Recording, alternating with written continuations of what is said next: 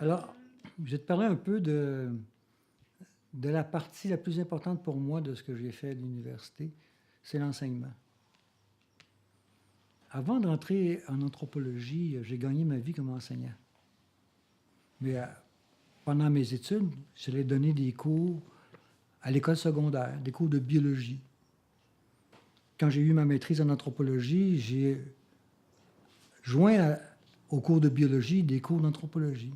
Donc, je me promenais d'une école secondaire à un cégep à l'autre pour pouvoir gagner ma vie par l'enseignement, puisque j'étudiais déjà à temps plein au doctorat, tout ça. Et quand je suis venu à Laval pour la première fois, c'était comme chargé de cours. Je partais de Montréal en autobus et je venais donner un cours à Québec. C'était un cours sur l'évolution humaine, je me souviens bien. Et si je me souviens bien, c'est Yvan Breton qui avait étudié à Michigan, puis qui s'était intéressé, je pense qu'il avait suivi quelques cours sur les primates, et puis qui avait mis ça au programme. Mais c'était difficile de trouver quelqu'un pour remplir cette tâche-là. J'avais fait application, j'avais su, je ne me souviens plus comment, et j'étais venu à Québec. Et je pense que c'est au moment de ces cours-là que Laval cherchait un nouveau professeur. Et je pense qu'Yvan Breton a été intéressé de me proposer de faire application comme professeur à temps plein, principalement parce que je pense que je réussissais assez bien dans la tâche de professeur, d'enseignant en classe. Il faut dire qu'il y a toutes sortes de professeurs. C'est un exemple un peu particulier d'un collègue. Quand je suis rentré là, je ne savais pas c'était quoi l'enseignement universitaire à Laval, mais il y avait un collègue qui était très cool. Lui, il rentrait dans la classe, il s'assoyait en avant, puis il attendait que le tumulte cesse. Au bout de 10 minutes, il regardait la classe, puis il disait « Qu'est-ce que vous voulez savoir? » Puis là, il attendait des réponses. Je ne sais pas trop s'il se prenait pour Socrate ou quoi que ce soit, mais les étudiants ne trouvaient pas que c'était très pratico-pratique. Or, il se trouve que le département, non seulement vivait des étudiants nombreux qui recrutaient, parce qu'il y avait 200-300 admissions souvent en première année, mais aussi dans l'interdépartemental. Et là, ça avait un certain poids, ça, d'avoir des étudiants de d'autres facultés. En particulier, ce que j'ai eu pendant longtemps dans mes enseignements, c'est la présence d'étudiantes infirmières, que j'ai adoré. Parce que j'ai monté un cours après avoir eu l'emploi, parce que Yvan Breton a constaté que je pouvais maintenir les étudiants en classe sans qu'ils sortent contester après le cours. Il y avait une certaine capacité. Je vous fais une petite parenthèse. Quand un professeur est engagé à l'époque, il devait faire une prestation publique devant tout le département. Je ne sais pas si ça a été maintenu, devant les secrétaires, les professeurs, les étudiants. Et ça, je pense que si c'est encore comme ça, tant mieux, parce que c'était un moment clé pour savoir si la personne allait être capable de communiquer un peu. Dans mon cas, il n'y avait pas eu de problème. J'avais déjà une assez bonne expérience d'enseignement, ce qui m'a permis de rentrer à Laval éventuellement et de monter un cours. En fait, dans mon enseignement, c'était ça aussi. J'ai eu la liberté, Laval m'a donné ça, de monter les cours tels que je le voulais, la liberté universitaire. Mais je me suis fait toujours les plus beaux gâteaux. Hein?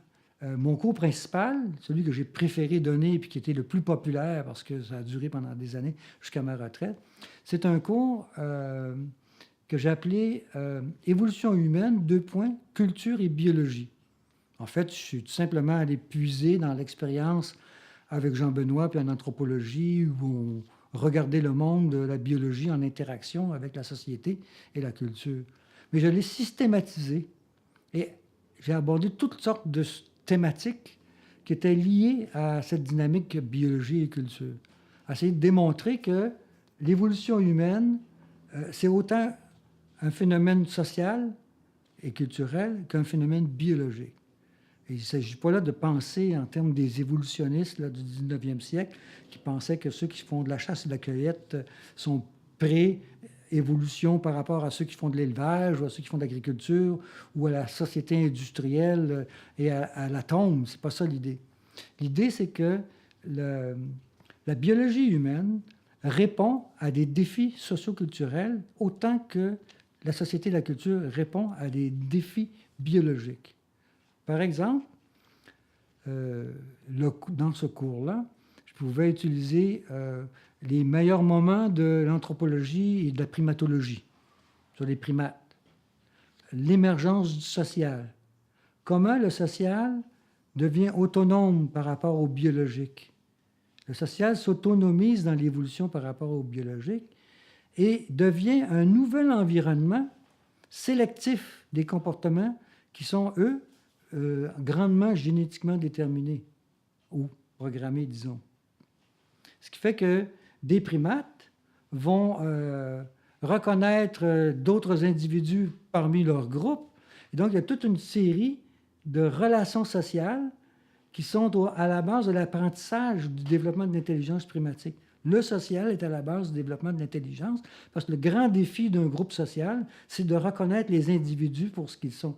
Cet individu-là, qui est sa mère? Parce que si je l'attaque pour y prendre sa mangue ou son fruit, sa mère est peut-être plus puissante que la mienne. Et si elle vient m'attaquer, ma mère ne pourra pas me défendre. C'est un savoir social. Ce n'est pas tout instinctif, ce n'est pas des automatismes, ça. Ce sont des choses qu'ils apprennent essai-erreur, évidemment, mais s'ils se trompent, il peut avoir une punition.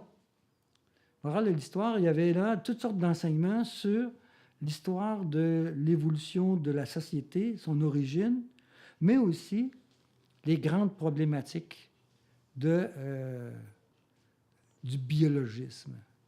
L'interprétation des humains à travers la biologie, en commençant par le racisme. Le racisme, à la base, c'est une interprétation du comportement humain basée sur la composition physique d'un individu, sa silhouette, sa nature, couleur de peau, etc., etc. Et son comportement est inféré à partir de ça. Ce n'est pas quelque chose de marginal, hein, parce que le racisme, c'est un préjugé qui tue. Et un préjugé qui tue, évidemment, il faut s'en occuper. Premièrement, en faisant en sorte que les gens cessent de croire dans des idées fausses. Mais ça demande une démonstration assez soutenue. Et j'ai fait une conférence à la Faculté des sciences sociales sur la synthèse de ces thématiques-là.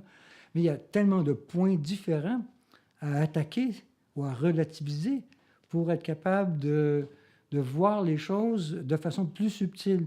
Il n'y a pas de déterminisme d'un côté à l'autre, c'est une dialectique. Et selon le lieu et le moment où on se trouve et la période de l'histoire qu'on étudie, ce rapport-là varie. Et donc, les humains sont autant fabriqués par la biologie que par la société et la culture. C'est tout un argumentaire que j'ai développé aussi en ce qui concerne le sexisme. Parce qu'au département, on a eu un département avec une certaine militance féministe avec laquelle je suis complètement d'accord, parce que je peux te dire que dans mes séminaires à Montréal, la nuance antisexiste n'était pas évidente chez les professeurs. Et surtout quand on étudiait les gouzis d'Éthiopie ou je ne sais pas où, du Soudan, qui font des mutilations génitales. Tout ça, c'était secret avant. Hein? Infibulation, tout ça, c'était tout secret. Il y a quelques personnes comme nous, les anthropologues et les médecins, qui savaient que ça existait, mais personne ne savait ça. Et ce n'était pas diffusé. Ce n'était pas un problème politisé. Donc, il fallait remettre en question, déjà à ce niveau-là, la perspective avec laquelle on regardait ces phénomènes-là.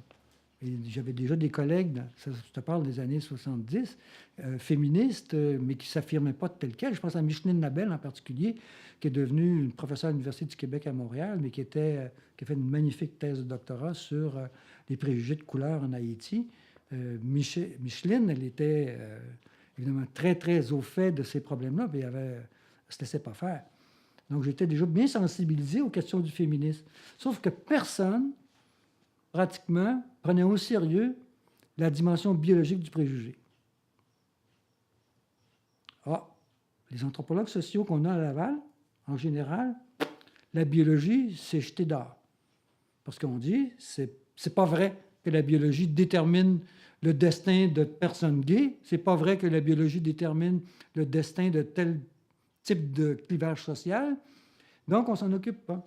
Alors qu'en réalité, dans la tête des gens, de tous les étudiants qui viennent là, la biologie est présente parce qu'ils croient, et à cette époque-là encore plus qu'aujourd'hui, que la différence de destin des hommes et des femmes est biologique à la base. C'est les femmes qui ont les enfants. Mais cette dimension biologique-là, ça, le cours d'évolution, culture et hérédité, me permettait d'en traiter et d'aller chercher les discours dans des sphères, non pas strictement biologiques, mais dans des sphères innovatrices dans l'interprétation de la biologie humaine en ce qui a rapport au rapport entre sexes. Et évidemment, toute la dimension socioculturelle de l'anthropologie qui s'y rattache, c'est important. Donc, il y a plusieurs thématiques dans le cours d'évolution qui étaient des thématiques de critique sociale. Mais le cours, ce qui me plaisait, c'est que j'avais une majorité pendant plusieurs années. J'ai eu une majorité d'étudiantes de nursing. Je dis des étudiantes parce que c'est une majorité des gens qui étaient en nursing, c'était des femmes. Passionnées parce que c'est un cours à option qu'ils pouvaient prendre à l'extérieur de leur département. Il était recommandé. Alors, des personnes qui avaient déjà une initiation de base à la biologie et qui pouvaient tout de suite sauter au niveau des polémiques puis de la recherche, parce que je faisais des petits groupes de recherche pour faire des travaux, mais chaque petit groupe explorait des domaines que j'avais plus ou moins documentés. Donc, ils m'informaient autant que je les informais, puisque leur découverte me servait ensuite à perfectionner les arguments, les cours et les questionnements, parce que tout n'est pas argument, souvent c'est questionnement. Donc, le cours d'évolution, culture et hérédité, je peux dire que je regrette énormément que quand j'ai pris la retraite, plus personne ne l'a offert, et que ça a été le seul cours de l'histoire de l'Université Laval portant sur l'évolution humaine de façon spécifique. Je ne veux pas dire qu'en géologie ou en biologie, on n'en parle pas. On peut parler des ossatures, des australopithèques, etc. Mais l'anthropobiologie, c'est beaucoup plus vaste. Il n'y a pas non seulement les biologismes, mais il y a aussi tout le créationnisme. Il y a énormément de matière à traiter d'un point de vue anthropologique. Et il faut à ce moment-là se mettre la main dans la pâte de la biologie pour être capable de savoir de quoi on parle. L'autre cours que j'ai beaucoup aimé, que j'ai donné pendant toute ma carrière, et c'est un cours où je peux dire que mes collègues ne couraient pas après ça.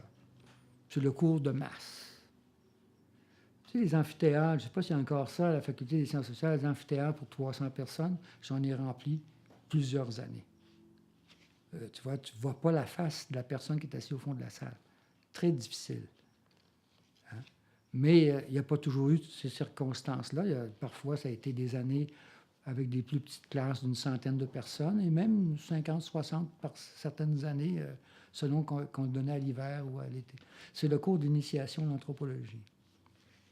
Quand je suis allé une année en sabbatique à Berkeley, je me suis rendu compte que les professeurs qui donnaient le cours d'introduction, c'était leurs professeurs seniors. Les meilleurs profs donnaient le cours d'introduction. C'était comme bénéfice de l'âge. Alors qu'ici, c'est qui veut donner le cours d'introduction? Personne ne se battait pour le prendre, à part Nancy Schmidt, qui était ma collègue, qui donnait aussi une version du cours, la version de ce cours-là. Mais en général à l'hiver, alors que moi, je le donnais surtout à l'automne avec des masses d'étudiants et d'étudiantes. Encore là, la liberté universitaire te permet de faire le type de cours que tu veux.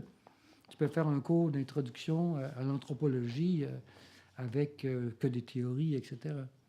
Mais je m'en suis beaucoup servi de ce cours-là pour diffuser mes apprentissages sur le terrain. Beaucoup de textes que j'ai écrits, je les ai publiés dans les recueils de textes que je donnais aux étudiants. En passant, les recueils de textes, je ne les vendais pas. Je les donnais. Parce que je les écrivais et je les mettais sur Internet. J'étais un des premiers professeurs à la faculté à s'intéresser avec Nancy, qui m'a été directrice dans ce temps-là, qui m'a beaucoup appuyé, à s'intéresser à mettre des cours sur Internet, dont le cours d'introduction, qui, pour moi, allait peut-être faciliter l'enseignement au grand groupe, 300 personnes, 200 personnes, c'est quelque chose. Tu vas te coucher après le cours, hein? Parler fort dans la classe. Les micros, ça ne sert à rien, pratiquement. Ça, enfin, c'était pas fonctionnel comme aujourd'hui. Donc, moi, ça m'épuisait, mais en même temps, j'adorais rencontrer les jeunes cerveaux, les jeunes étudiants, puis l'interaction interfacultaire, parce qu'il y avait du monde de partout. Alors, j'essayais toujours de rencontrer des petits groupes à la cafétéria ou ailleurs, puis à poursuivre la discussion. Mais avec l'Internet, avec les cours sur WebCT, quand l'université a commencé à développer ça, là, on avait des interactions par courriel, etc. Ça a dynamisé l'enseignement.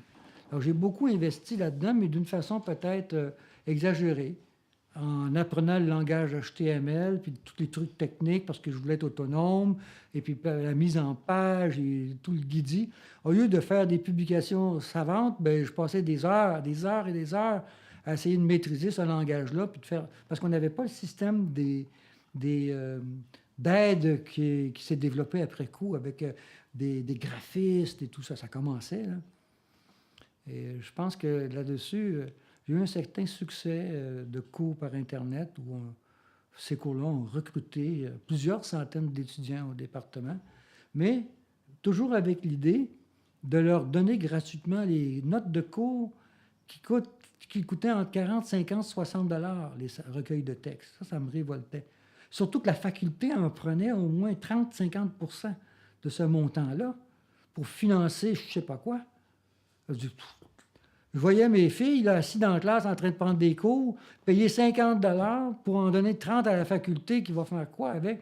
Je ne dirais pas tout ce qu'on peut dire comme critique des dépenses inutiles, mais il y en avait. Alors, j'ai voulu donner les notes de cours, mais ça, il faut que tu t'assoies et que tu les écrives. J'ai voulu les rendre dynamiques parce que dans l'enseignement, parler de la recherche des autres, ça va. Tu prends n'importe quel article, tu prends American Anthropologist, tu as lu un bon article, tu arrives en classe, tu montes ça, allez lire ça, ça va. Mais moi, j'avais du matériel. Donc, je l'ai insufflé dans ces cours-là parce que je trouve que les étudiants pouvaient directement critiquer, avec l'anthropologue qui en est l'auteur, critiquer les recherches, critiquer les façons que c'est fait. Enfin, on pouvait avoir une interaction méthodologique et autres directe là-dessus. Alors, ces travaux-là... que j'ai distribué par centaines, plus que lus, que tout article que j'ai publié en Anthropologie Société. Si le but, c'est de se faire lire, et non pas seulement de compter le nombre de fois que quelqu'un d'intéressant a cité ton texte, parce que si on fait ça, il n'y aura pas grand citation. Même le grand Michael Elbaz, qui a écrit beaucoup, qui lit ses textes aujourd'hui? Alors que dans le temps qu'il était directeur, qui publiait sur l'ethnicité, c'était vraiment une culture incroyable. Où c'est aujourd'hui? Mais moi, je suis nulle part non plus.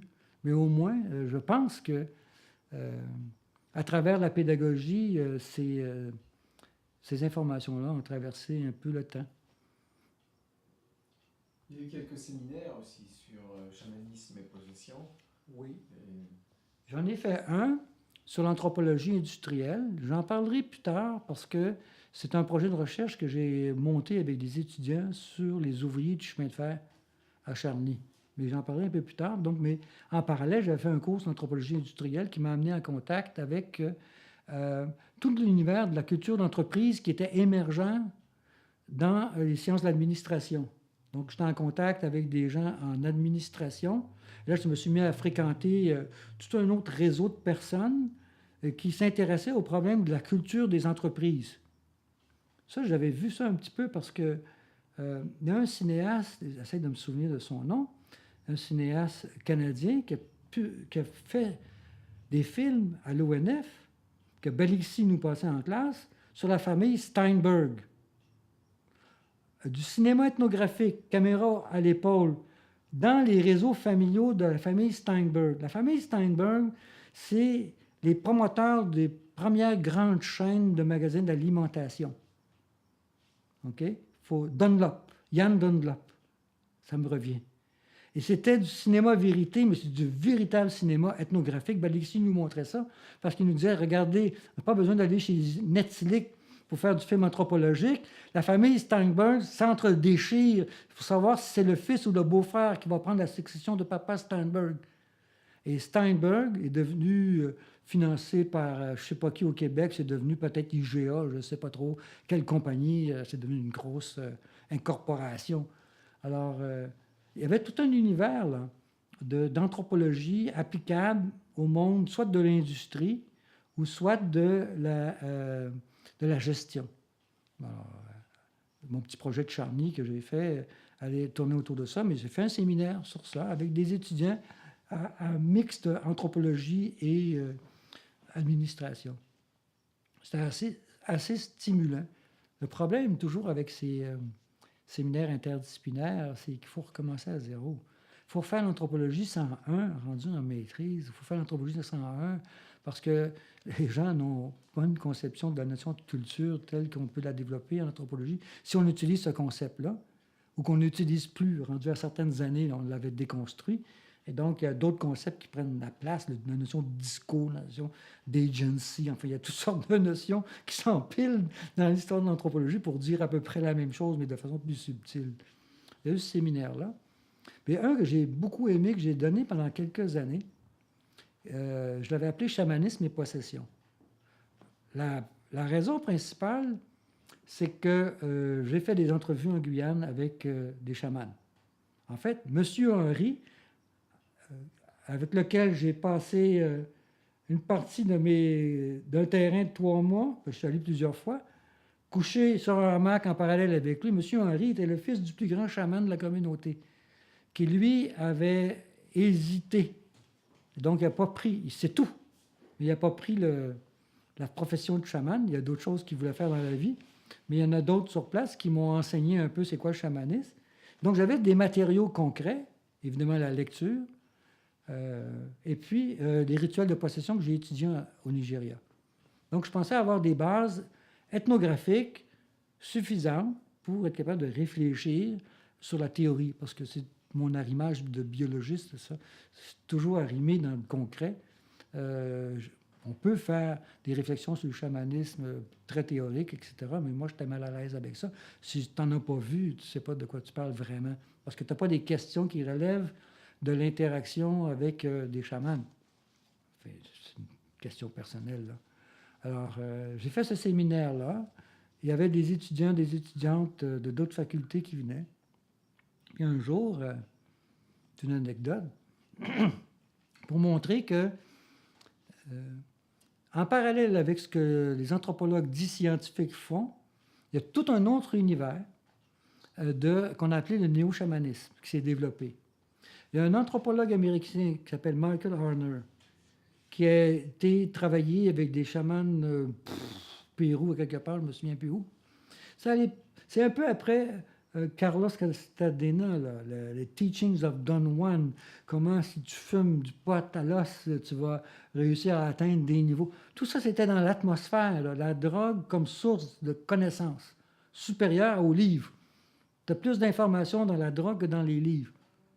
Alors, le néo-chamanisme, j'en connais aujourd'hui des types qui sont là-dedans et qui font le rapport Québec-Amazonie, qui apportent des connaissances obtenues sous forme de drogues hallucinogènes, de psychotropes. Alors, on avait ça, le néo-chamanisme qui se développait en Amérique du Nord. Importer des connaissances magiques. Imagine, tu n'as pas besoin d'aller à la bibliothèque pendant des jours et lire des centaines de livres. Il suffit de prendre une pilule, l'équivalent, une substance, et tout le savoir te tombe dans les bras. Tu veux devenir docteur? Prends ça, tu vas devenir docteur. Imagine comment c'est pratique pour un Nord-Américain utilitaire. Il vient un des étudiants dans mon bureau, puis il dit « Monsieur Chalifou, j'aimerais vous demander quelque chose, un service. J'aimerais que vous me mettiez en contact avec un chaman d'Amérique du Sud, de la Guyane. Un des chamans que vous avez rencontré. » Je dis « Pourquoi? » Il dit « Parce que j'aimerais être initié au chamanisme. » Je dis « Est-ce que tu as une idée de ce que l'initiation chamanique, ce que ça comprend? » Je dis « Par exemple, eux, ils ont 3 sortes de chamans. Il y en a un basique, qui est le chaman tabac, qui est omniprésent en Amazonie. Tu as le chaman piment, ça c'est très rare, très puissant. Puis tu as un chaman d'hallucinogène, qui est puissant, mais en tout cas moins que le chaman piment. Il veut que j'arrête. Non. Alors, j'ai dit d'accord. J'ai dit d'accord. Reviens me voir avant le prochain cours. Je vais te faire moi-même une petite initiation parce que je sais ce que c'est exactement. C'est d'accord? Alors, le cours suivant, une demi-heure avant, il arrive dans mon bureau. Moi, j'avais un peu préparé la scène. J'avais sorti un verre d'eau et j'avais un paquet de cigarettes. Alors, quand il s'est assis, on s'est mis à jaser. Puis oui, j'en connais 3. Il y en a un, je ne sais pas qui pourrait te prendre, mais il va falloir que tu payes parce que maintenant, c'est commercialisé un petit peu. C'était pas une maladie chamanique, parce qu'il y a des maladies spécifiques que le chaman traite. Si tu n'as pas une maladie chamanique, c'est une question qui n'a pas rapport avec le vrai chamanisme. Donc, c'est juste une initiation. Je parle, pendant que je parle, je prends les cigarettes, le paquet au complet, je le mets dans le verre d'eau, puis là, ça se diffuse dans le verre d'eau. Ça devient noir. J'enlève les cigarettes, je les aide dans la poubelle, et je lui donne. Veux-tu boire ça, s'il te plaît? Là, il regarde le verre de jus de tabac. Il lève le bureau. Qu'est-ce que c'est que cette connerie-là? Pourquoi vous voulez me faire boire ça? Là, je lui dis, écoute, mon vieux, c'est ça l'initiation chamanique, puis compte-toi chanceux que je ne l'ai pas injecté dans le rectum parce que c'est ça qu'ils font. C'est eux qui ont inventé, parce qu'ils ont découvert le caoutchouc, et c'est eux qui ont inventé la pompe pour injecter le tabac dans le rectum. Là, il était un peu énervé, il est parti. Mais quoi, le chamanisme? C'est ça. Ça, c'est un hochet chamanique. Qu'est-ce qu'il y a là-dedans? C'est des cailloux, tu vas me dire? Ou des graines d'un arbre quelconque? C'est pas ça que là, ça. Ce sont des esprits. Ce sont tes esprits parce que c'est ton hochet. Et comment tu l'as eu, ce hochet-là? Comment tu as eu les esprits? C'est en buvant le jus de tabac, mais pas un verre, des litres. Quand je dis des litres, là, des litres de jus de tabac, et que tu as vomi ton âme par terre. Et dès que tu es arrivé à ce niveau-là, lui, le chaman qui t'initie, ramasse toute cette merde-là et il s'en va avec, il te le remet à l'intérieur de ton hochet et tes esprits tutélaires viennent de toi-même, ils sont là.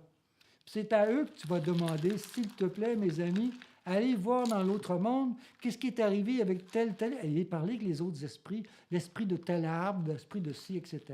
Donc, il faut que tu vomisses pour être un chaman. Puis ça, c'est la base, c'est le premier numéro. Mais si tu veux progresser un peu, je peux te proposer de manger du piment de Cayenne. Boire le piment de Cayenne jusqu'à temps que ton souffle guérisse à distance. Que souffler sur une blessure, puis tu vas la guérir juste par ton souffle. Puis ça, c'est un peu plus dur parce qu'un petit piment de Cayenne, mon vieux, c'est quelque chose.